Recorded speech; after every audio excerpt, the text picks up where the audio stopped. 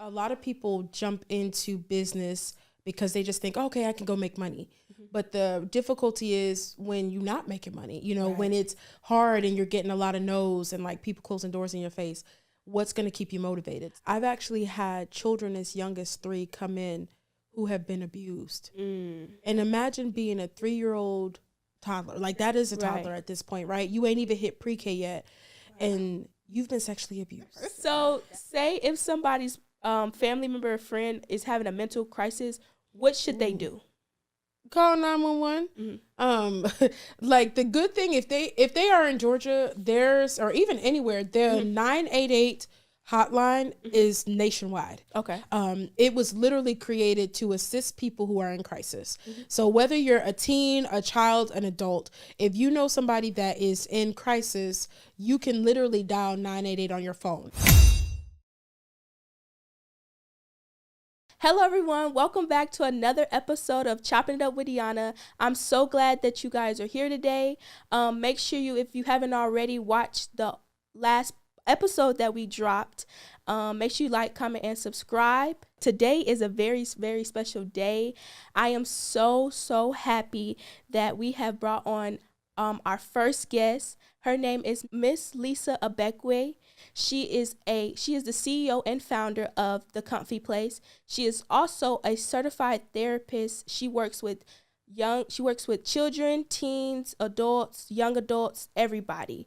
I am so grateful to have her on today. She's taken the time out of her day to be here today, and I'm very, very appreciative of that. Today, we are diving in an important topic, seeking help when you need it. Help is not a bad thing because everybody needs help. And I'm just so glad to see you all here today. I hope you all are having a wonderful day. But let me turn it over to my wonderful special guest. Hello, everybody. Thank you, Deanna. Yes. So as she mentioned, I am Lisa Ibekwe. I'm a licensed clinical social worker here in Georgia, but I'm also licensed to serve a bunch of other states, so you'll have to check the website for those. But I am honored to be here as her special guest, so we finna handle this business. Yes, we are. And I'm so happy that you're here today. It is a wonderful thing because we have some important topics to talk about today. Yes, auntie, we got to get into these questions. Yes, so we're going to go ahead and get started. Tell us when you got the vision and how you started The Comfy Place. I want to say I had the vision when I was working for someone else, but I think a part of why I started The Comfy Place was twofold. One, I got tired of getting in trouble for wanting to do more. The thing about being a therapist, just being a healer, is that you meet people and you want to help them, but then there's like limits that businesses and places put on you. And your girl got tired of getting in trouble. I got tired of getting fired, and I was like, bump this. We got to do our own thing. Another reason I think I was really motivated was because I wanted to do more. So I had interacted with teens, with kids who had been through some legit. But I wanted to work with kids, and I realized that I needed the ability to do more so I could help them. And in the spaces when I was working for other people, I couldn't. So The Comfy Place was like my birth baby, where it was like, here, one of our mottos is have fun, get real, and heal. So our approach to mental health, our approach to therapy is that we're going to enjoy it. I mean, it's not like you laying on the couch with the old white man talking about, tell me how you feel. Right. But we going to get our hands dirty. We going to be barefoot. I greet a lot of folks barefoot. But we're going to be barefoot. We're going to play with Play-Doh. We're going to get real. Like, healing hurts. It ain't always pretty, but we need to keep it real with you. Because if we don't, you're not going to get what you need out of it. And ultimately, the biggest piece about it is healing at the end of the day. Everybody has been through things. So for us, instead of pretending like it didn't happen, sweeping it under the rug, skeletons staying in the closet, air that shit out. Right. So what made you work with teens? Because a lot of people because teens go through a lot of trauma. And some people are afraid to work with teens because the teens might not be open enough to talk to them. What made you step out and say, hey, I'm going to work with teens? Because they do the most and I do too. No, I think it was like, I remember being young and like, getting made fun of and like hating just life, hating a lot of things and feeling misunderstood. There's a bunch of expectations on you to do this, to do that, to be here, to accomplish all this stuff. But then it doesn't feel like people get you or understand when you try to speak up that you need help. Their mentality is like, oh, you young, you ain't got no problems. Like, calm down, you know, pay big boy bills and then start talking to me. And I think a lot of people miss that when you are young, that's the time that you should really be teaching folks how to heal, how to manage their stress, how to deal with the stuff that's worrying them. Because teens nowadays, I ain't gonna lie, y'all got a little much worse than we did when we were growing up. Like, we had MySpace. We was coding our own social media. Right. Now y'all just open up a phone and it's like, bam. Right. So you can't escape it. But then on top of that, the work hasn't decreased at school. Everybody wants to fit in, but it doesn't always feel like you do. And families are dysfunctional as hell, even if they don't always say it out loud. So as a teen, you are hit with so many different things that sometimes it feels like you don't have a safe place to run to. And I think for me, working with teenagers, I allow myself to be that safe place because it's a judgment-free zone. Like, I'm not going to remember what you said after you leave. Right. But at least while you're here, it's me and you. Right. Just tell me what you want me to know. And that's wonderful because just to piggyback on what you said, where a lot of people, you might tell an adult what you go through, and they'll be like, you're not old enough. Like, how are you going through this? You're only this certain amount of age, but you could still. So just for you to say that, that's so true. Like, it just registers with my mind. Like, because I've been told a couple times where that ain't nothing. Like, yeah, it's crazy. But, and I think that's the hard part. Like, when I work with teens, kids, I end up working with the parents a lot. Because realistically, it's the parents don't always understand what you're going through. So it's like, how do you help your parents get you, not try to impose their views and their beliefs on you, and then you still have the ability to, like, make your own mistakes and grow. And I find that when I get to working with teens, I'm always trying to help them navigate, how do you advocate for yourself with your parents and still do it respectfully, but still get what you need out of the process? Because life does look different for you than it did when your parents were growing up. And that's fair. And shit is stressful. Not even gonna lie. It's mad stressful right now for everybody. So I think more and more people are starting to understand, like, we can't pretend like it's not a problem and just ignore it because it's in your face. You can't run from it anymore. Yeah, it makes it worse when you pretend. I know some people that pretend and it just gets worse and worse and worse. Like, you can't, it's there. It's not going away. Bam! Right. In your face. It's not going away. Yes. So why did you want to become a therapist? Oh, Lord, do we know the answer to this one? I was like, shoot, I thought I studied for these. So honestly, I think I fell into therapy. I didn't think I was going to be licensed. I didn't know I'd be a therapist. I just knew I liked to help people. Okay. I think the irony was, like, being African, everyone's like, go be a doctor, go be a lawyer. And then it's like, oh, you're not going to do that? Well, you suck. You messed up. Right. But I fell in love with understanding how the brain works when I took psychology in school. And I was like, I bet. So if you know how somebody's mind works, then you can understand them. In theory, yes, but not really, right? But it just gave me the ability to see that what happens in our brain really does influence what we do and who we become. And I think I went from there to, I'm interested in learning more about people and how to kind of mesh the two together.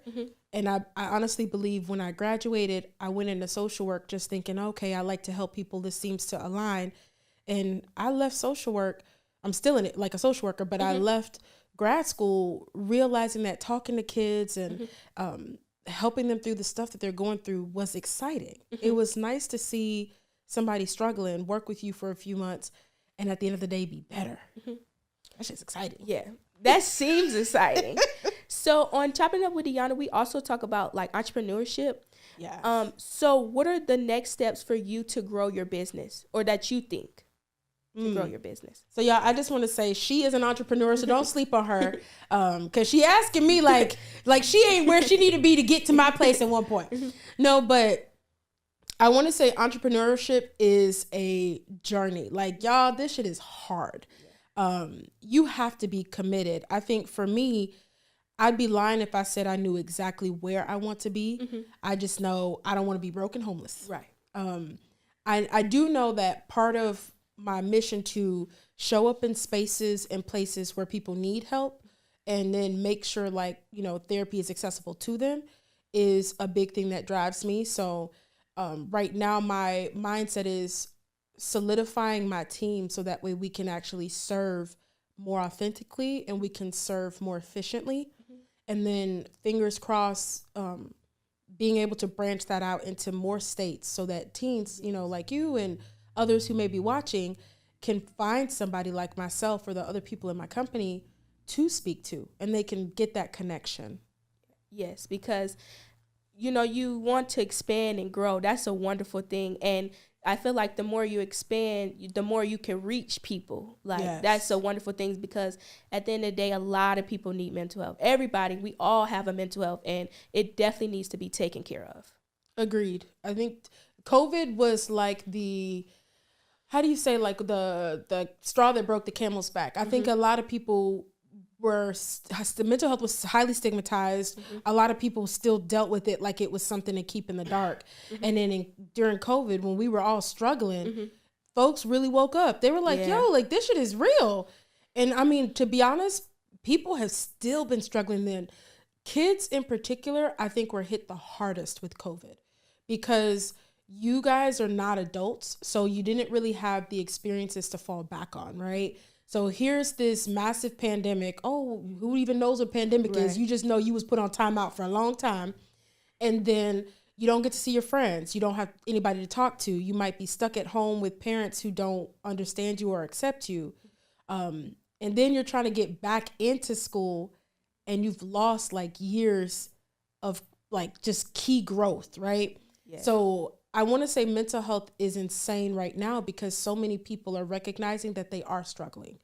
But the difficulty with kids is that I don't think they always know that there is help. Mm-hmm. So sadly, some of them are making the wrong choices and, you know, ending their lives. Like, and we want to see kids know that there is help for them too. I believe that it's always help out there.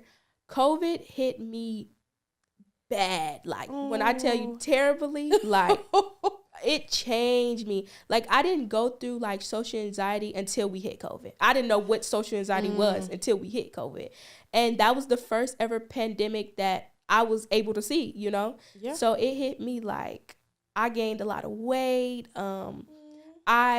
We went virtually, and so like I think my second year in middle school, everybody was on cameras and Zoom. So COVID, I don't never want to see it again.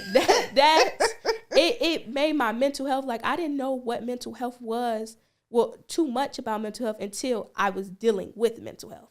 And so I don't never want to see COVID again. Never.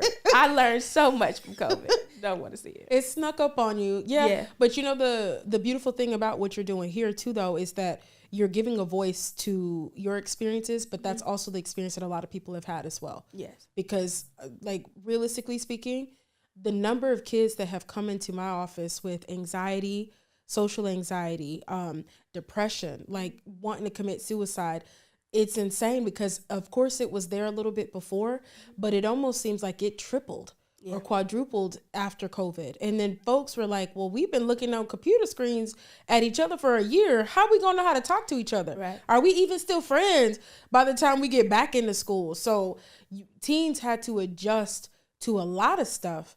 And it's like starting over all over again. It's like the first day of school every day. And that shit sucked. Yeah. Nobody wants that on a regular basis. At all. Like I had to regain friends and it was just like a whole new world. Like it was crazy. Like I said, no more. I don't want no more. Never again. Never again. Don't bring COVID back, y'all. But leave that shit at home. Literally.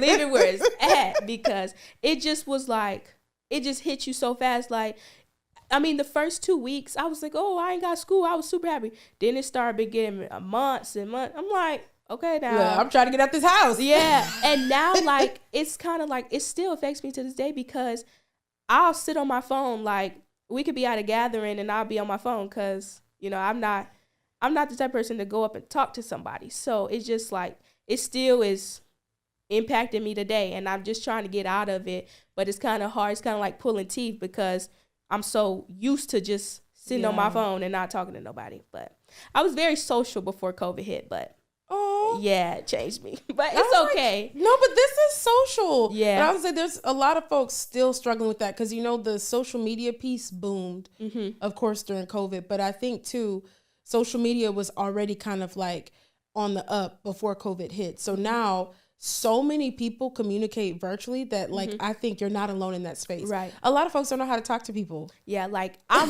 when it comes to emailing, I'm great at emailing. I'm great at texting, but when it comes to like meeting new people, as far as like talking to, like coming up to somebody and start talking to them, it's very slim. But I've been working on myself, and it's been getting better. You're doing fabulous. Yes. Shoot, I was like, fuck them. Tell them I'm here. Right. How you doing? Right. Yeah. And grown-ups struggle with that too. Like, just so y'all know, adults right now are also struggling with making friends. So teenagers, you can count on us old folks as well, because we try to make friends and we don't know how to either at this point. Right. I've like because I'm on a lot of different social medias, and like if you go in the different groups, people's like, I'm here in blah blah blah state, and I'm this year's. I'm like, wow, they don't talk no more, but no, they just write on a little group and try to make new friends.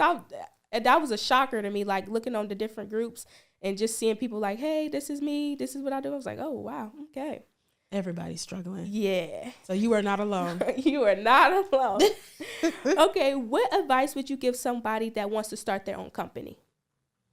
Ooh, one, I would say an exercise that I would actually encourage y'all to do is sit down and journal your why. Because I think a lot of people jump into business because they just think, okay, I can go make money.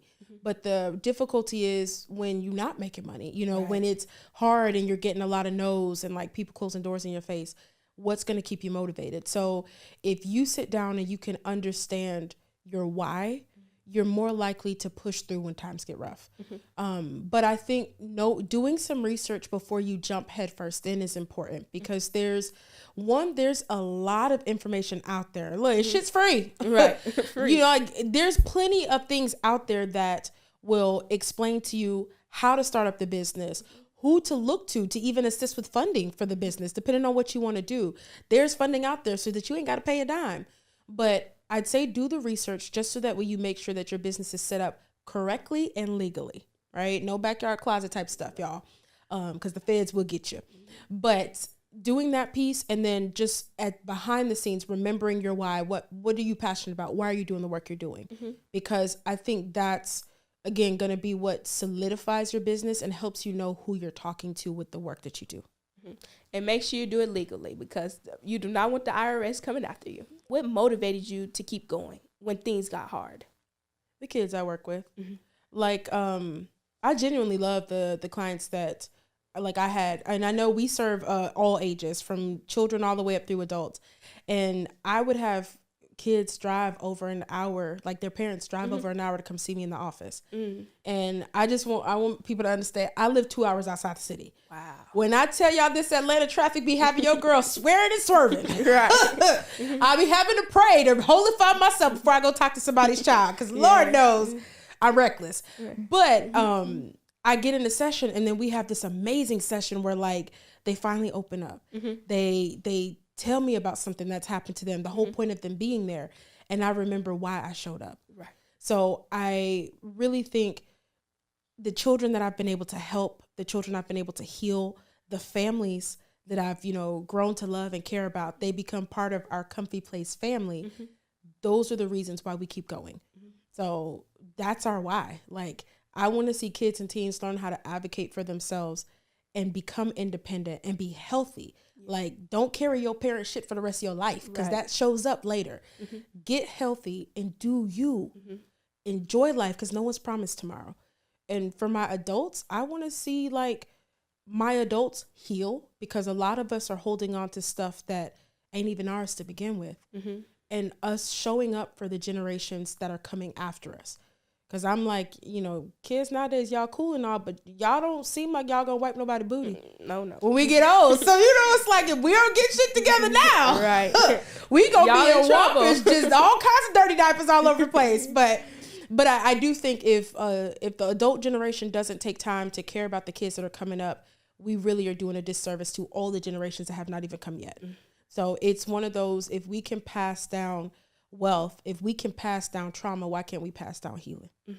And I have a lot of friends that they're taxing on their parents' issues, and it weighs down on them. Like, they're like, because a lot of my friends talk to me, and so they're just like, I'm hearing it's basically a lot of their parents' issues, and they're like, I don't know what to do. And so for you to have a safe space like that, I think that's a wonderful thing. Yes. That's there. I want to say I resonate with that because I see it too often. Grown-ups handling grown folk business in front of children. And it breaks my heart every time I see it, because in my mind, I'm like, if you was grown enough to make that baby, you should be grown enough to do what you're supposed to do to take care of them. And it's not just, I got clothes on their back, I got food in their stomach. It's, I'm dealing with my own shit. I need to fix that. Right. Because this child that I decided to have, it is not their fault that I'm mad with the condition that I'm in, or that things didn't go well with me and their, their parent or their father or their mother. It ain't their responsibility. They didn't make themselves. Right. So I have seen kids carry what we call in the therapy space, it's like the intergenerational trauma. You're carrying the weight of your ancestors on your back, but you don't have the same wisdom as them because you're still so young. So imagine a child walking through Atlanta airport, because Atlanta airport is rough, with this heavy suitcase twice the size as them, and they're trying to drag it. Most people would come in and help them. Right.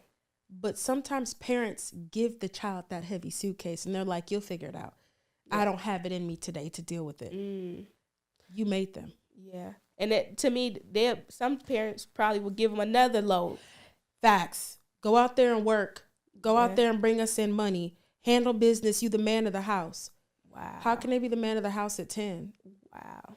They didn't make themselves as the man. Right. So it's the idea of, as adults, we have to own our shit and stop putting it on children. But this is also why when I work with kids, I teach them how to free themselves of the baggage that others have put on them, the expectations, and sometimes the stereotypes and the limitations that people put on them.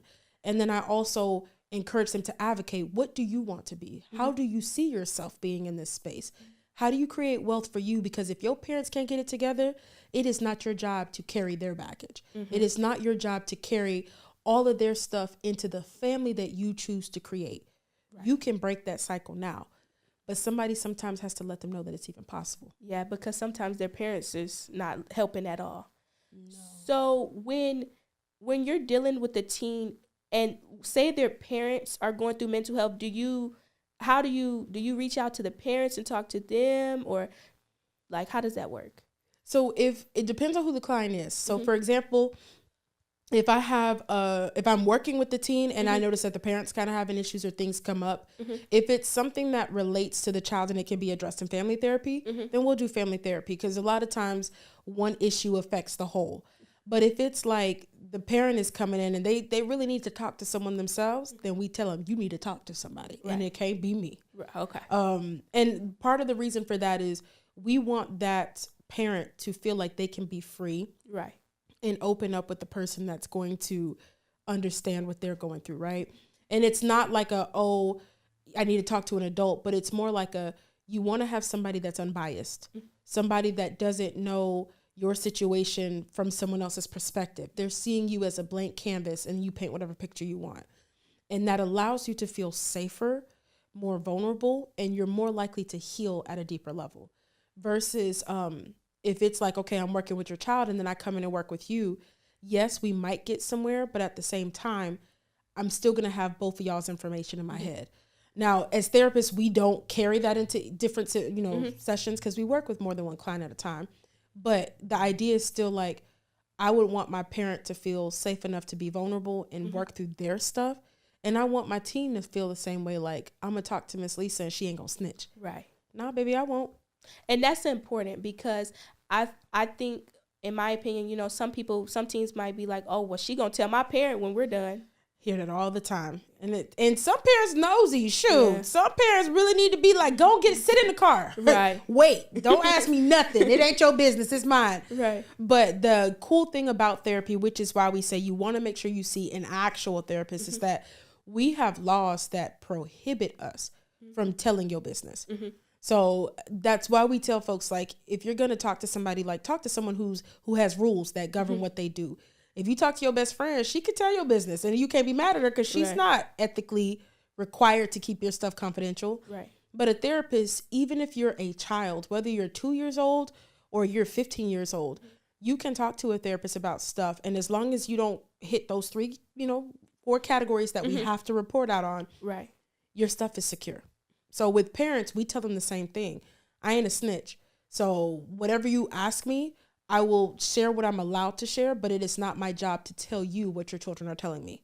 Mm-hmm. And in family therapy, I usually encourage my kids to speak for themselves mm-hmm. to their parent. Like, tell them what you want them to know. Right. How do you deal with, like, parents trying to, like, do parents ever peer pressure you to tell me what's going on with my kid? Why can't you tell me this? All the time, but like I said, I'm extra, so right. I'll be like, yeah, it ain't happening. Mm-hmm. As a child therapist, that happens on a regular basis. It might be one of those situations where you got divorced parents and mm-hmm. one parent is pissed off at the other, so they're trying to pull you in to do all this extra stuff. Mm-hmm. I've had situations where I'm working with kids and it's like, a parent's just too nosy. They want to know everything you're doing and how you're doing it. And hell, they want to be the therapist. And right. it's like, well, you brought them to me. Right. And I got the degree. So I need you to sit down somewhere. But I also, when I have to humble my parents, I humble them with love. I let them know they are here for a reason. Mm-hmm. You're either going to work collaboratively with me or you're going to work against me and the process won't work. Mm-hmm. So I tell them, if what your child is doing now, do you want them doing it at 14? Mm-hmm. Do you want them doing it at 18? If the answer is no, then calm down. Let's figure out how we can work together to help both you and your child get to where you need to get to. And then I just remind them that the whole process behind a therapeutic relationship is that the person that's in therapy gets to feel safe. Safety is compromised if I'm out here telling everybody your business. Right. So with the parents, I remind them that no matter how old your child is, in order for them to have the best experience and get out of this journey what they need to, I cannot tell you what they said. And I will not tell you what they said. Mm-hmm. There's only 4 times where I'm legally allowed to. Outside of that, you have to be patient and wait until your child is ready to communicate to you what they want you to know and how they want you to know it. So for parents, sometimes that's difficult because, like we said, the baggage might be heavy. Right. And they're like, well, no, are they telling you too much? Did they tell you about friend Pookie who came over last night? Or, they just might want to know because they genuinely want to help the child. Mm-hmm. And that's fine. But there's still limits. Mm-hmm. You can't heal for your child, but you also shouldn't stop them from healing. Right. And you want, if anything, you want them to heal. You don't want them to get even more worse, yes. What's the difference between physical and mental health? So the irony is what I've been learning, they're actually very similar. They're the same because mm-hmm. the body, your mental health affects your body. And honestly, your body stores so much stuff from your mental health mm-hmm. that people don't recognize that happens. Mm-hmm. So the definition difference would be like physical health is just, what's happening to your body. Are you working out? Are you eating right? Are you taking care of yourself? Because you want to be able to get out of bed and walk around and brush your teeth and drive a car. Like physically, you want to be healthy enough to do these things. So that's the physical health side, keeping yourself in shape, keeping yourself together. Mm-hmm. But on the mental health side, what happens in your mind is a lot harder to see. Mm-hmm. So mental health would be just like, talking to someone that you can release things, whether it's working through trauma, working through anxieties, things that worry you, whether it's just, taking time to practice self-care, be meditation, doing yoga. A lot of these things, it's just about what helps your mind settle. And the reason that I said they're similar for me is because I am a therapist who is trained in the brain-body connection. Mm-hmm. So a lot of my therapeutic techniques incorporate what's happening in your body when we're talking about stuff. But like I said before, the reason that is important is because if I talk to you about what I've been through, I am literally only processing half of my story. But if I also talk about what I felt when I experienced that, all of that information that was also stored in my body is getting processed as well. So I think more people need to pay attention to what's happening to their body when they have experiences, so that when we talk about healing, we're not just healing one part, right? We're healing the whole. And I think that's the main thing, because if you only heal one part of the body, then it's bound to another problem happen. Yes. Imagine if you went and got your hair done at the salon and they did one side and left the other side. Right. You'll be back. It's like, who finna walk around with half up, half down? Like, no, this is not what I paid for. Right. That's literally what we do in our system. We talk about it and we heal one side. So we process one side, we get it done. It look good. Right. But then the other side still look janky. It doesn't look good, period, if only half is done. That makes total sense. That makes total sense. I was like, you're not supposed to be like, I gotta lay the edge down. Don't put on the wig and have the flap up like that. Lay it all down. Do it correct. That. Yeah. Do you use like the same like techniques on different teens? I want to say, so my practice model in general is I do what the person needs. Okay. So my approach in terms of what I have learned is the same across the board. How I apply it varies based on who's in the room. So whether they're a teenager, whether they are a toddler, whether they're an adult, my mindset is still the same, in that I want to be sure that their system, the system that is sitting in front of me, not just the person, but their mind, their body, their soul, their energy, all of these factors have come into the room with me. What is it that their system needs? So if I say I'm going to do a trauma approach, but they're not having it today, maybe they had a rough day at school and they're just overwhelmed, they're stressed out, that's not what their system is going to receive. So I wouldn't use that. I might go with something more play-based. And it's like, let's just play Uno. I'm going to win anyway. Right.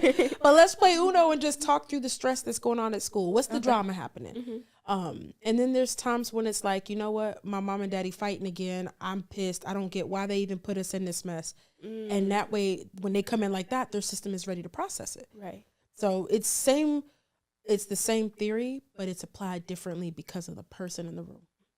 That makes a lot of sense. So how do you do therapy for like toddlers? Like, how do they understand you? You play.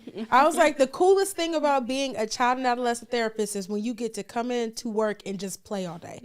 Now we got to make them clean it up, because that'd be the hardest part of the job. It's like, I got to clean these Legos up. No, but when you think about kids do not have the same language that adults have. So they do a lot of play. So for us, play therapy is a lot of what I use with them. Sand tray therapy is what I use with them. And I actually have used some trauma-related approaches with toddlers, and that's because it doesn't require them to talk. Right. So I think it's just a matter of, again, knowing what system I have in front of me and what do they need. And I'm hoping this is not too heavy, but I've actually had children as young as 3 come in who have been abused. And imagine being a 3-year-old toddler. Like, that is a toddler at this point, right? You ain't even hit pre-K yet, and you've been sexually abused. Wow, that's an experience I don't want to have. That's crazy. Imagine being 3 years old, and for some of them it's happened earlier than that, but they came in at 3. Wow. And I just say that because a lot of people don't realize that is what's happening out there. Right. And then it's like, well, what do you do with the 3-year-old in the therapy room? Because they can't talk. Right. A lot of them can't. Like, they don't have the same words that me as an older person would have to be like, this person touched me and this is where they touched me. So we have to do a lot of the same healing, but it has to look different in order for their system, the body that kept that information, to release it. Otherwise, this is going to be a 12-year-old, a 15-year-old, an 18-year-old who's doing it to other people. Right. Not maybe because they want to, but because their brain is just groomed to do it. And they're probably traumatized. So the way I look at it is, I'm use the same, underlying theory that I would with a 15-year-old, with a 30-year-old, with my 2-year-old or my 3-year-old. But how I have it show up in the room will look different.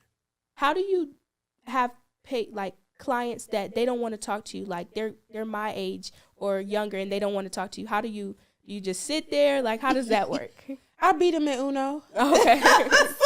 I mean, I'm not gonna lie. So the interesting thing about teens is that, like, when y'all don't want to talk, y'all don't want to talk. Right. It's like, look, lady, I don't want to be here anyway, and they said I had to come, so we both gonna suffer today. Right. I've had those scenarios when it's just a super quiet session, but I think the relationship is the biggest piece, right? So I've had, clients that will go outside and play basketball for a month. Wow. And it's like, sometimes that's what it takes. And then I suck at basketball. I'm very honest. Look, I'm one of those, did the ball bounce or do we just roll it? Like, that's how bad I am. Air balls, bam. But the kid, I'll be out there and they'll just be clowning. And I'm like, roast me. But if I roast back, don't get in your feelings now. Right. Because I'm going to say. So I do that, and we're able to joke about it and laugh about it. And the next thing you know, they're like, yeah, I mean, that should make me mad. And like, this person in school did da-da-da. And I'm like, oh, bet, did they now? Right. So here we are talking about something that actually got to you. And you didn't even realize you was talking. Right. All because we was busy doing something else. Yeah. So I don't want to tell y'all our Jedi mind trick, because I don't need y'all, shutting down on y'all therapists in the future. But I think the biggest thing behind therapy, and especially therapy with teens, is you have to be willing to connect, and you have to give them time. Yes. Because everybody don't just start talking from day one. Some teens really do need time to warm up to you. So this is a chance for them to be able to be like, oh, okay, cool. Like, she really do talk shit when she play Uno. Like, she really does want to win. All right, she really does suck at basketball. Right. All right, bet. And next thing you know, they're like, oh, I like coming to Miss Lisa. Like, she gets me. I feel seen. I want to tell her my stuff. We definitely do need time, because I have been in a program where like a weight loss program, and for many years, and I never did talk to my doctors. Like, I never did talk to them, and I always thought they were out to get me. Like, I always thought, I was the only one, suffering and things like that. But once I found out, like, they're really, really good people. Like, now anything, like, I'll go to the doctor, like, no problem. But like a couple years ago, I used to hate to go to the doctor, but it's because I didn't want to open up. Like, I was okay with, just keeping it inside. But now, like, okay, this is what I need help with, they help me.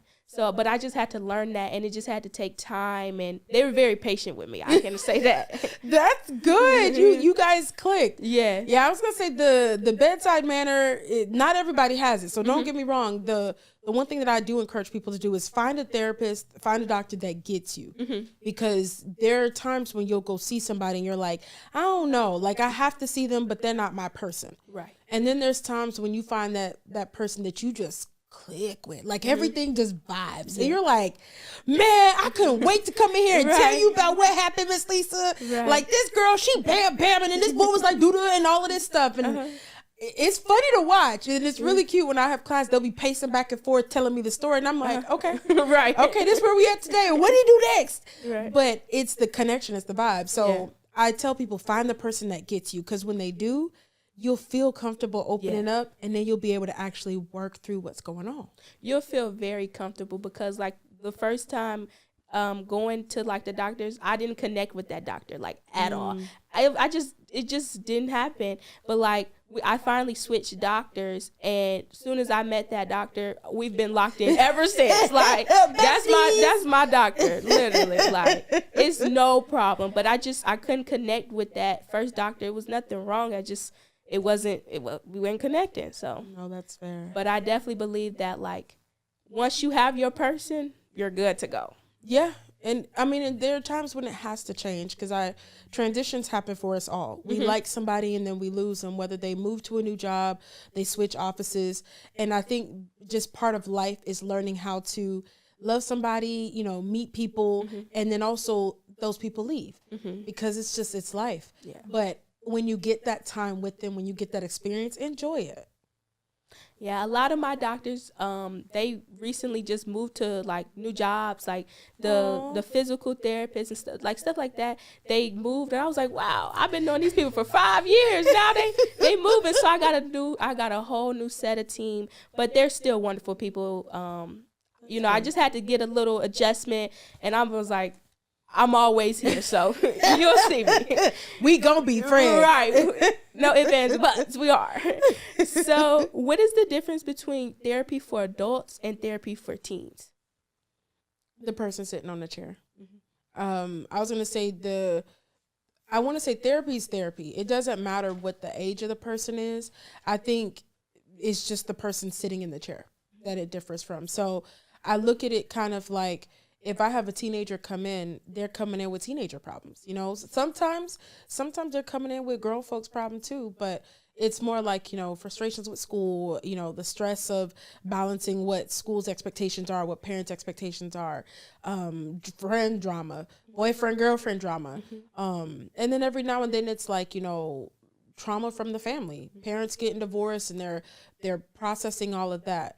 Whereas a lot of adults have carried so much stuff for so long that it's actually harder for them to feel comfortable going there and letting it go. So I find that a lot of adults, like if they've had childhood trauma and things like that, as soon as you tap on it, they're like, no, we good. We're not doing that. We didn't sign up for this. You didn't say it was going to be hard. Right. So they're sometimes less willing to be uncomfortable longer. Whereas teens are like, I don't like it no way, but what I'm gonna do? You grown, you gotta tell me to do it, so I gotta do it. Right. So I find that sometimes adults are more resistant without saying they're resistant, and then kids will just tell you they don't want to do it. Right. But eventually they warm up faster to do it. How do you measure the progress in the therapy sessions? So I think there's the traditional way of just kind of like, doing the assessments. Like, okay, if you came in and you started therapy, you were like super anxious and you rated really high on that anxiety scale. By the time we're done working together, did that number decrease? But I think also like non-skill related, it'll just be things like, are you making better decisions at home? You still fighting with your parents? You still getting into fights at school? Are you still skipping school? Or are you like going to classes, making good grades, having better relationships with your family members, having more friends, like getting involved in activities. So sometimes it's not just, let me ask you these assessment questions. And sometimes it's just, are you living a healthier life now? So is there like an end to therapy sessions? Because say a person may need you again, like they backtrack. With us at the Comfy Place, you welcome to come whenever. Like, we've had people that will start with us and then, they get better and they pause and they stop. And it's like, that's great. We want you to go and live life. And then maybe something happens and they come back. That's perfectly fine. And that's actually really normal. We would hate to see somebody need therapy forever. Like if you are a client that you've been in therapy with your therapist forever, you might need to evaluate some things because it's good to have somebody to talk to. But the job of therapists are to work ourselves out of a job. We want to see you get healthy enough that you don't need us. And then if life hands you something and you need to, process, you just need another perspective, being able to come back is good. Okay. So our doors at the Comfy Place are always open to the folks that we've served, being able to come and go. But for others, their process might be a little different, so I can't speak on them. Right. What is the difference between counselors and therapists? I want to say they're the same. I think it depends on the setting. I've heard it used interchangeably. So there's people that'll be like, oh, I'm a licensed counselor, licensed professional counselor. And then there's some people that'll call that same person a therapist. I think they're the same thing. That is, counseling and therapy or therapist are under the same umbrella in that we are expected to, keep with our ethics, work with our clients in a therapeutic way. But that is very different than like being a psychologist or a psychiatrist or heck, even a coach. Those things are where it differs. But as for the name counselor and the name therapist, I think they tend to be the same. Okay. How do you maintain your mental health? Ooh, girl, look, I was going to say I drink, but let me not, because I don't. And I just got off of eating ice cream nonstop, because look, the Lord was like, you're going to mess around and die now. You better stop. I want to say I yell at my dog and my cat a lot because they do a lot of parkouring all over the house. But realistically, I like to do workouts when I can.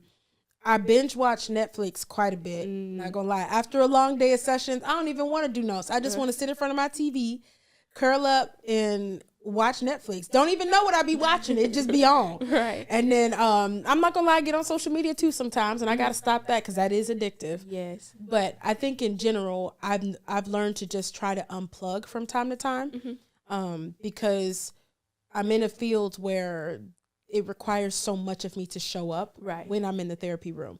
Like I'm absorbing people's hurt and pain. Right. So when I get home, I don't want to do nothing. Right. You just want to relax. Yes. Just blah. Yeah. I have binge watching Netflix series. Bad. I got to get rid of that. That's let them have the nerve to have more than 2 seasons and it's a done deal. And it's bad. I've had periods where I've done African movies on YouTube and like, I'm almost ashamed to say it out loud, but I have literally gone like not sleeping because I have stayed up because they be so long. Yeah, they don't make movies like Americans do, man. These things be so long, but they be so addictive. And I'll be up until the lights come back on outside. Oh wow! Yes, knowing full well I still got to work that same day, and I just be like, Lord, be with me because it's gonna be a struggle. But that movie was good. Yeah, take the wheel, cause it's like literally take the wheel. Lord, don't let me have to get hurt. Yeah. No, but I mean that's. For me, it's like, it's fun because I'm laughing and I'm not thinking about work. I'm not thinking about the stressors that a lot of the folks that come see me are thinking about because we all are there. We have that. So I just say unplugging, unwinding, checking out for a little bit, being present with loved ones and my pets, and then trying to get physical, exercising, allowing my body to move, getting out in the sun so that way I'm allowing my body, my energies to kind of reset and be ready for the next day. So you being a therapist, do you ever hear like a lot of family, like they just call you and just dump all their stuff on you or? Oh no, we wouldn't allow that. So I say it that way because one, we have admin, so they are a buffer for that because one of the things we have to be careful about is like there are times when people know you're a therapist and they just trauma dump. And it's like, oh, okay, we got a therapist in the room. So tell me, what do you think about this situation? And da-da-da-da. Like if I'm traveling and I'm on a plane, I got earplugs in. I don't want you to know I'm a therapist. I don't want you to know I'm a social worker. Hell, don't talk to me. I ain't friendly. Right. Because the next thing you know, because it comes out of me so naturally, I'll be done solved all your issues in a 1 hour plane ride. And then I'm off the plane like, oh, Lord, I can't do it anymore. This was supposed to be a vacation. Right. So family and friends, I try not to therapize them. It is hard some days because you know how you had that one family member that their life ain't right. Yeah, and they just you'd be like, if I could just tell you this technique that I learned, we could just maybe get your life together. Right. But then you recognize you have to not do that because they still have to be ready. And then in our field, the good thing about not working with family and things like that is because of our ethics, we are not supposed to be that close, like conflicts of interest. Right. So you might have family and friends that want to come to you and like, girl, let me tell you what happened today. And it's like, all right, girl, you done did this 3 times in a row now when you talk to me. Right. I'm going to start charging you. Right. Yeah. And then they're like, fine, let me help you find a therapist. How about that? So that way I can be your friend and not your therapist. So you separate them too. You have to. Imagine clocking out of work and then you go home and clock back into work again. Right. You ain't gonna never clock it. Yeah. Yeah, you'll burn out. You'll be mad at life because you can never catch a break. Right. And again, in the therapy space, we're dealing with stuff that's heavy. So I'm gonna carry something heavy from work, come back home, try to talk to my friend about this dude pissing me off, and then she want to tell me all of her stuff and add more heaviness onto my day. I am going to end up drinking. Right. That's not good. Yeah. So you got to keep them separate just for your mental health, but also because you want your relationships to stay healthy. Practicing good boundaries is a way to keep healthy relationships. Right. Because if they tell you your story and you counter back on it, they might not hear what you say. They won't. And most times folks don't listen to their friends no way. Yeah. It's somebody else down the street that tell them the same exact thing that you tell them. Yeah. I said that 10 minutes ago. But I know you and like you might be biased. Then why you even tell me in the first place? Right. Go ask Becky down the road. So what strategies do you use to address mental health challenges in today's society? So do you mean like what things do I teach folks, or just how do we address it as a whole? How do you address it as a whole? I want to say advocacy and education is part of it. Things like this where we're able to come out and talk about mental health, removing the shame around it, and just helping people get a better understanding and a better feel for what does mental health look like, right? Because somebody could be super happy on the outside and actually be struggling so bad on the inside. Somebody could be in a family where like everyone's being abused, but nobody's talking about it. There's people that are like me that like, they walk around working, they run multi-million-dollar businesses, they own corporations, and they are depressed. They hate life. They're suicidal. They have anxiety. And a lot of people don't think this because they see success. They see, people walking around, but like, it's one of those things where I say, you don't know until you know. And what I've learned and what I've noticed is that a lot of people don't pay attention to mental health until something happens. Either somebody they know has been affected by it, they lose somebody, or someone in the media has a big struggle, right? So I think the issue that we have to tackle is not just breaking the stigma by saying we're talking about it, but like encouraging people that it's okay to have an everyday conversation, like how you feel today, sis. Right. Just doing that could save a life. Yeah. And I definitely do believe that, because I've asked people how they're doing, and they say, I'm doing all right, but they don't go into fully detail. Yeah. And I can even say that with me, like I can say I'm doing good and I'll be doing good, but it may be things that's, going on, but I always try to stay positive. Yeah. I mean, and I think that's a beautiful thing. Like maintaining positivity in a world like now where everything, you turn on the news, ain't no time you don't turn on the news, somebody getting robbed, somebody getting shot, somebody dying. This shit is exhausting. I stopped watching the news because of that. But the reality is there's so much in the world to bring you down. You almost have to fight to find reasons to be happy. You definitely do.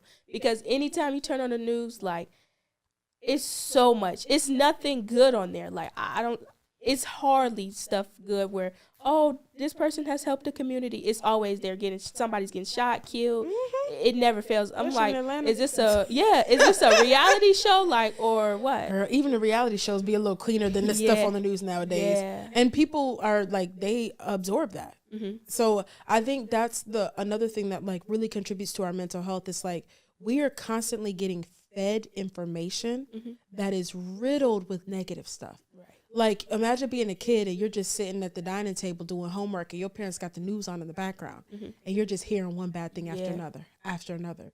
And you don't recognize it, but that is being absorbed into your brain, into your system. So now when you start to get stressed out because homework is too hard or you're stressed out at school, the first thing you start thinking is, I can't do it. Right. It's just too much. Nothing's good anyway, so why should I even try? So I think the fact that you're like, I try to be positive, I actively work to be positive is important.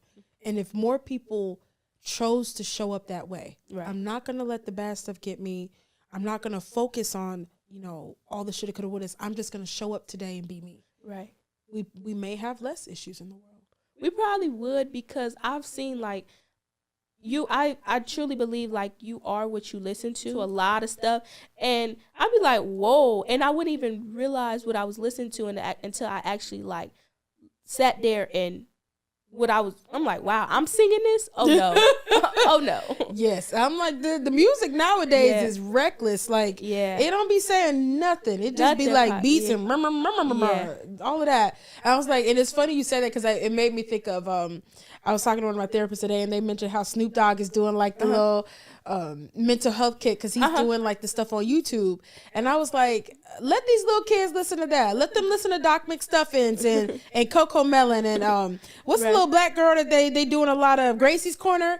Listen to that, because Gracie rapping about some good stuff. Yeah. Not smoking weed and hoes and all this illegal money. Yeah, we need more positive content out there. But again, positive is not more viral than negative. That's why people will watch somebody getting shot on camera.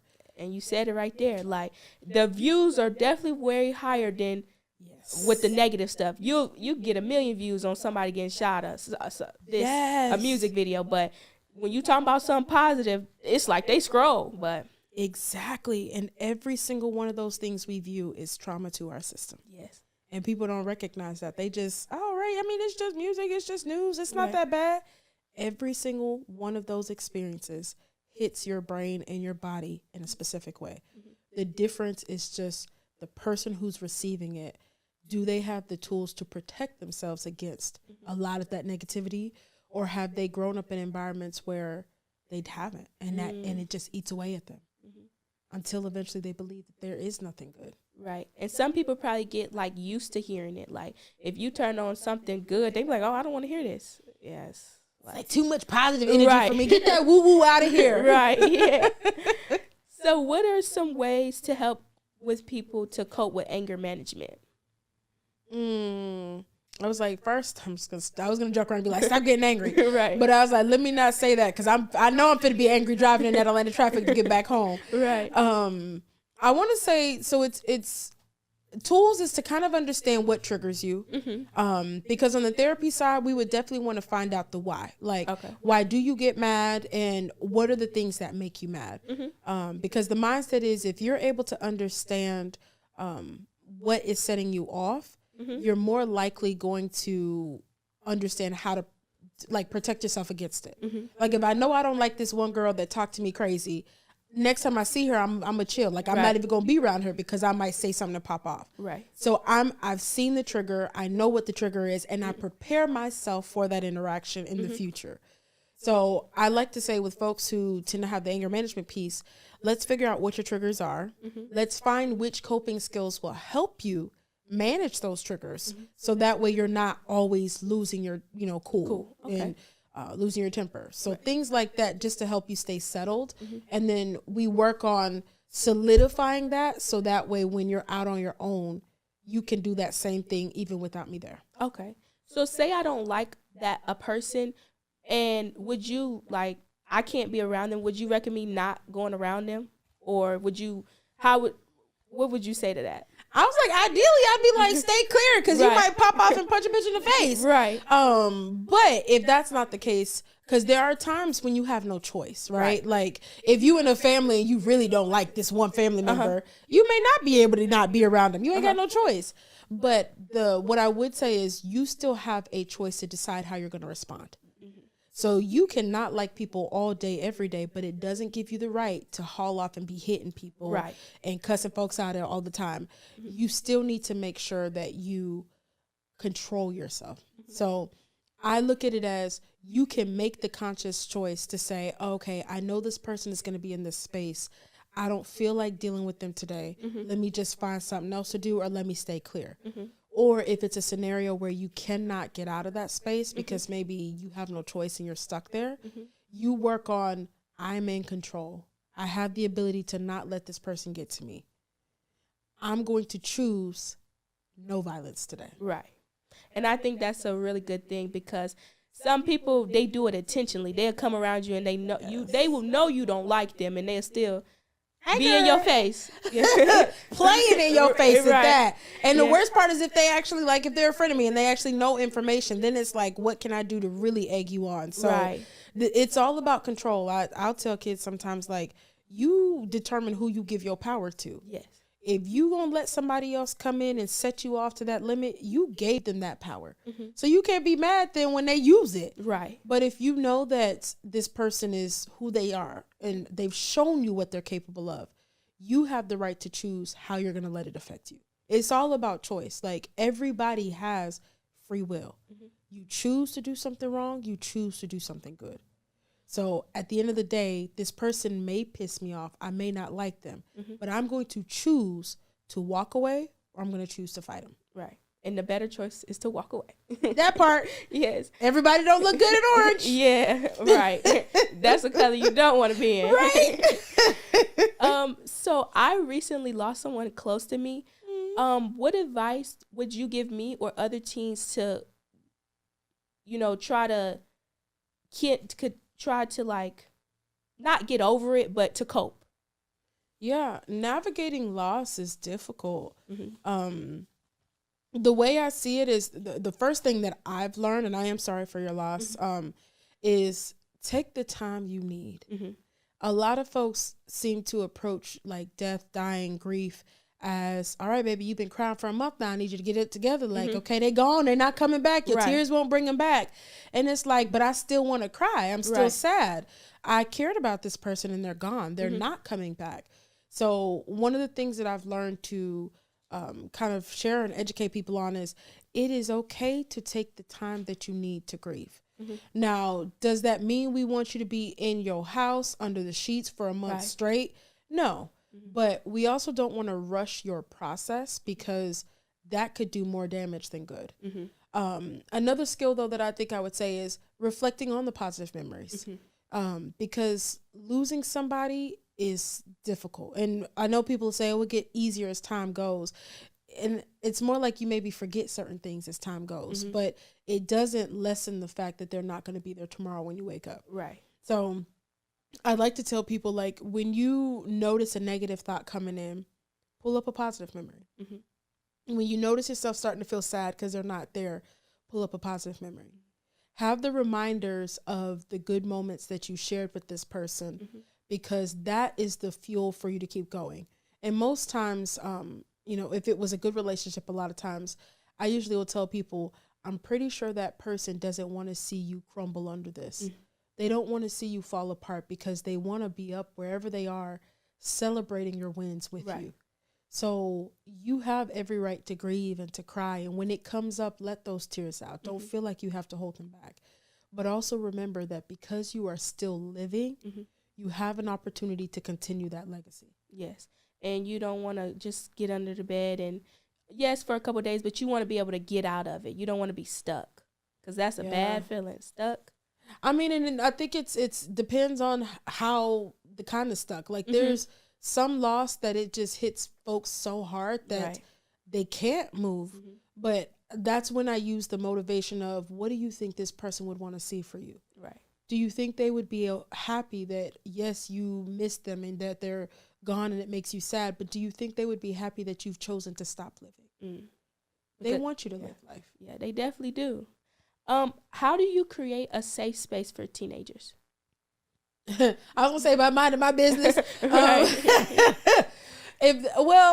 So the comfy place, we really are a comfy place. Like, I want to say, like, our dynamic from, like I said, walking around barefoot, that's just me. The rest of therapists, they don't move like that. It's just my crazy behind. But I want to say that we just show up authentic. We show up real. Like, our goal is to be who we are. And I think because of that, teens feel like, oh, okay, I kick it with these people. Like, they cool, they get it. And y'all teens, y'all know when people lie. Y'all know when they faking, right? So it's like, I'm going to show up, I'm going to be myself, and I'm going to make sure that we have options. So if you're a teen who doesn't want to talk, cool, we ain't got to say nothing. If you're a teen who wants to be outside, cool, we'll go outside. Either way, I'm competitive, so I'm gonna win. But but I think just me being myself and me being honest about that from day one. Like, y'all don't see me cuss a few times, but I was like, I do that in session too. And I tell them from the first appointment, if you ain't okay with me cussing, I ain't the therapist for you. Okay. And I tell the parents, look, I tell the parents that 2 old baby's 5, it might slip out. Right. Shit, my bad, right? And the parents are like, oh, okay, she wasn't playing. And I was like, no, but we gonna get your baby right though. Right. So I throw that out there because I'm like, that's me being authentic. That's me being myself. And the people that are for me and I'm for them, they get it and we connect. And the ones that I'm not, and it's like, thank you. Right. We'll find a person for you. But I'm glad that you're able to, you know, tell them like, hey, this is what I do, and you're authentic, because I know a lot of people that it's a mask they put on. They'll take that mask off and they be a totally different person. So say if somebody's family member or friend is having a mental crisis, what should they do? Call 911. Like, the good thing, if they are in Georgia, there's, or even anywhere, their 988 hotline is nationwide. Okay. It was literally created to assist people who are in crisis. So whether you're a teen, a child, an adult, if you know somebody that is in crisis, you can literally dial 988 on your phone. The stipulation is you do have to be mindful. If you have an area code that is for a state that is outside of where you live, they're going to ping you to that location. So like if you live in Georgia and you have a New York zip code, you're most likely going to get a New York 988 number, like a hotline person out there. So they typically say just let them know, whoever answers the call, what state you're in, so they can make sure they route you to the right place. But there are crisis supports out there. I know sometimes it's as simple as, you know, like, okay, if this person's in crisis, can I talk them down? Like, can I just be present with them to maybe help them feel supported? But you always want to make sure you call for help. Because you never know when a crisis situation may escalate. And just sadly, being in the mental health space, there are times where it's escalated and it's become a physical thing and the cops really do have to come out. Or you don't want to be a kid and feel responsible that somebody actually did kill themselves because you were trying to help them and they didn't, they still went through with it. So I'm a big believer in use the resources that exist. There's hotlines out there. There's phone numbers you can call the police. But when you do call the police, let them know what is happening so that they can be aware before they show up. I know people have mixed feelings about police and, you know, like minorities or police and mental health and things like that. But the police are also walking into a situation where they're thinking about trying to survive too, right? Of course. So if you want everybody to be okay, give as much detail as you can about what's happening so that before they come on scene, they can be prepared and hopefully everything settles some. But yeah, 988 is the top resource, I think, right now in the mental health space that everybody's pushing. Okay. Because I've been in a situation where, like, somebody was having a mental health crisis, and it was a scary situation. It's like, what do you do? Like, I've never seen this before happen, and it just was like, whoa. Like, it made me appreciate life even more because I didn't know, like, somebody could go through that. And so it was just like, oh, it was like something hit me in my face because I was like, wow. It's a lot to see somebody like ooh, Jesus. And it really does depend on the crises. Like there's crises where they may be hearing stuff and wilding out and becoming aggressive. There's crises where they are suicidal and like may want to kill himself. And you're like standing there trying to talk somebody off a ledge. And there's crises where they might be having a panic attack and they feel like they can't breathe. And it's like, okay, what do I do? I think the biggest thing I tell folks is if you're not trained, your presence alone can be comforting for someone who is in a crisis, but you still have to be careful because if you're not trained, you don't want to say the wrong thing that triggers them. And you don't want to put yourself in physical danger if the person's escalating. Because you don't want to get hurt. Because that's a dangerous situation. Safety at all costs. Of course. So call for help and sometimes just stay nearby. You don't have to be in the middle of it, but just staying close enough so that the person maybe doesn't feel like they're alone, but staying far enough that you're still safe. I literally had a teacher tell me, he was like, treat this like a 9 to 5. Don't socialize, but these are your coworkers. He told me this today. I was like, okay. And this is not his first time telling me that. This is your job. These are your coworkers. I was like, okay. Well, facts. Because if you don't, you going to lose your job and not get where you need to get to in life. But I say it because most times growing up, you spend majority of your young years in school, right? So the reality is if schools had the ability to provide you access to a therapist if you need to just check in, if they had the ability to provide you access to resources, you know, like if you want to know how to deal with anxiety, but you don't necessarily need a therapist, just having access to resources is helpful. Hell, even just having a room to decompress if you feel overwhelmed. Like sometimes it doesn't have to be, go to the principal's office. And it doesn't have to be a big dramatic show. Sometimes it could just be like, can I have a teen corner to go sit down for a second? Because I'm about to have a panic attack and I just need a minute.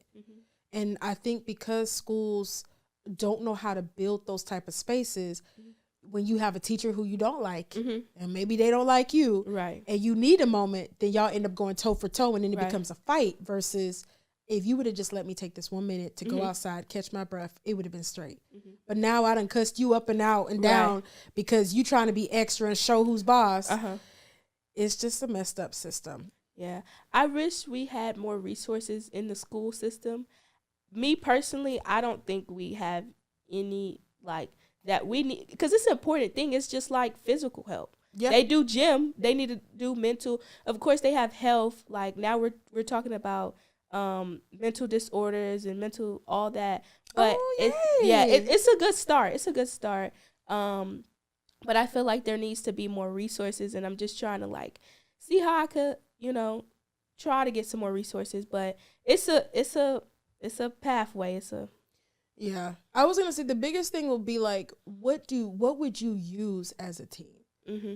And if you're able to identify what you would use, then suggesting that to the school system so that they're more likely to implement it. Because as an adult, sometimes I find that I'll come into these schools and like I'll have a kid that's acting up, and I'm trying to teach the teacher how to help that child without interfering with the teacher's ability to do their job. And it's a lot some days. Right. But if you're a teen and you're like, you know what, it would be nice to just be able to go to a room and grab a pamphlet that talks about how I can breathe, and that helps me get my anxiety back down. It would be nice to just have a table in the hallway that if I just wanted to sneak a resource and my friends didn't know, and I need some information about bullying, I need some information about dating. Right. Is this guy really treating me right or is he not? To be able to have access to this information and it be discreet, because teenagers don't always want people in their business. Yeah, I know I don't. And it's like if you position it in such a way where everybody knows that they're taking it, y'all aren't going to use it. You're not going to take it. Yeah. But if it's hidden enough in a way that you can utilize the resource and people are not in your business, right, you are more likely to use it. So what I've noticed with teens is you just want a space where you feel normal, where you feel like you belong, but then you also want information to know if what's happening to you is normal, because sometimes you don't know if what you're getting is right or not. So a mixture of having those two and just having a space that you can escape to every now and then is why is something I think could help. But then on the adult side with schools, the difficulty is how do you create that? So hit us up. Yes, I've learned so much. And, I've learned like ways to better help my mental health, because we all have mental health. So just hearing, different things, I'm definitely going to use some of the things, because at the end of the day, mental health is very, very important. I just want to say thank you so much for coming on. It was so wonderful. I'm glad that you are here. I'm also glad that you took the time out of your day, out of your busy schedule, because I know you're not in Atlanta. And that's a long drive. It is, girl. Look, that's why I said we're gonna have to have some kumbaya music to make it home. But it was a pleasure being here, and I do think what you are doing is a beautiful thing. To be so young and to be advocating for your generation, I think y'all need that. So as I see myself here and I remember why I started this, it's because of kids like you that are like, we want to make sure that by the time we get older, we good. Right. We have a voice, we advocate for ourselves, and we're good. And that's one of my main things. I'm just trying to, I have a voice and I'm just advocating for me and other teens, because some teens don't want to speak up. And so I'm just trying to be the person that, hey, this is what we do. This is what we go through. We need help, and help us. Take care and see you next time. Have a good one. Bye. Thank you all for joining today's conversation. Remember, you're not alone. Tag us while you're watching. DM us any questions. DM us new topics. DM us if you need help. We're on all social media platforms. We're on Instagram, Twitter, TikTok, YouTube, Facebook. It's all Chopping It Up with Deanna. If you need someone to talk to, I can give you a number, but you can always text our pages. But if you need someone to talk to, like ASAP, call 1-800-662-4357. And also another number, you can call 1-800-273-8255.